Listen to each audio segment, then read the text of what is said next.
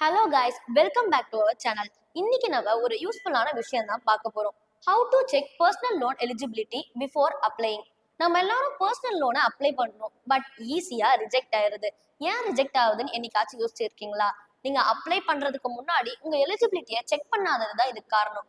ஒவ்வொரு தடவை personal loan apply பண்ணும்போதும் உங்க எலிஜிபிலிட்டியை கண்டிப்பா நீங்க செக் பண்ணணும். ஏன்னா நீங்க லோன் அப்ளை பண்ணும்போதே பேங்க் உங்களோட கிரெடிட் ஸ்கோர், உங்களோட ஃபினான்ஷியல் ஸ்டேட்டஸ் இதெல்லாம் பார்த்து தான் கொடுப்பாங்க. அவங்களோட கிரைட்டீரியாவை உங்க எலிஜிபிலிட்டி மீட் பண்ணல அப்படின்னா லோன் கேன்சல் ஆயிரும். லோன் ஒரு தடவை ரிஜெக்ட் ஆகுறதுனால உங்களோட கிரெடிட் ஸ்கோரும் அடிப்படும். ஸோ எப்படி இப்போ உங்களோட எலிஜிபிலிட்டியை செக் பண்ணலாம்னு சொல்லிட்டு பார்க்கலாம். ஃபர்ஸ்ட் எப்பவும் போல கிரெடிட் ஸ்கோர் தான்.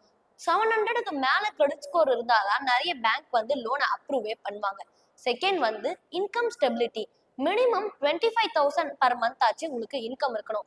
But it depends upon the bank and the city. Next job stability. நீங்க ரொம்ப வருஷத்துக்கு ஒரே ஜாப்ல இருந்தீங்கன்னா அது பேங்க்குக்கு ஒரு ட்ரஸ்ட்டை கிரியேட் பண்ணும். அட்லீஸ்ட் 6 மந்த்ஸ் இல்ல 1 இயர் ஆச்சு கண்டினியூஸா ஒரு ஜாப்ல நீங்க இருந்திருக்கணும். அப்பதான் உங்களுக்கு லோன் கிடைக்கும். Next dept to income ratio.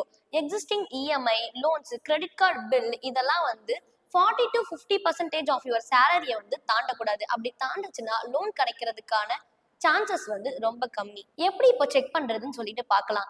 Any bank இல்லைன்னா ஃபினான்ஷியல் இன்ஸ்டிடியூஷனோட வெப்சைட்டுக்கு போயிட்டு பர்சனல் லோன் எலிஜிபிலிட்டி கால்குலேட்டர் அப்படின்னு சர்ச் பண்ணுங்க.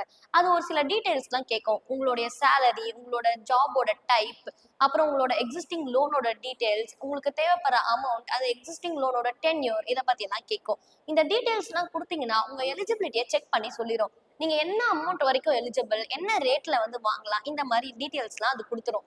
இல்ல நல்ல விஷயம் என்னன்னா இந்த எலிஜிபிலிட்டி செக்கை நீங்க ஃப்ரீயாவே பண்ணிக்கலாம். இந்த எலிஜிபிலிட்டி செக் பண்றனால உங்க கிரெடிட் ஸ்கோரும் அப்ளை ஆகாது. ஸோ கைஸ், எலிஜிபிலிட்டி செக் பண்ண 2 மினிட்ஸ் தான் ஆகும். ஸோ ஒவ்வொரு தடவை பர்சனல் லோன் அப்ளை பண்ணும் போதும் செக் பண்ணிட்டு அப்ளை பண்ணுங்க. ஒருவேளை உங்க எலிஜிபிலிட்டி ரொம்ப கம்மியா இருந்துச்சுன்னா நீங்க அதுக்கு கவலைப்பட வேண்டாம். சின்ன சின்ன விஷயம் செஞ்சாலே அதை சரி பண்ணிடலாம். எக்ஸிஸ்டிங்கா இருக்க small loans, credit card bill இதெல்லாம் ரீபே பண்ணுங்க. உங்க ரீபேமெண்ட் ஹிஸ்டரியை மெயின்டைன் பண்ணுங்க. இன்கம் ஸ்டெபிலிட்டியை மெயின்டைன் பண்ணுங்க. இந்த மாதிரி சின்ன சின்ன விஷயம் பண்ணாலே உங்களோட எலிஜிபிலிட்டி ஹை ஆயிடும் அண்ட் லோன் கிடைக்கிறதுக்கான சான்சஸும் ஜாஸ்தி ஆயிடும். இந்த மாதிரி யூஸ்ஃபுல்லான ஃபினான்ஷியல் டிப்ஸ் உங்களுக்கு பிடிச்சிருந்தா நம்ம சேனல் லைக் பண்ணுங்க, சப்ஸ்கிரைப் பண்ணுங்க, உங்க ஃப்ரெண்ட்ஸ்க்கு ஷேர் பண்ணுங்க.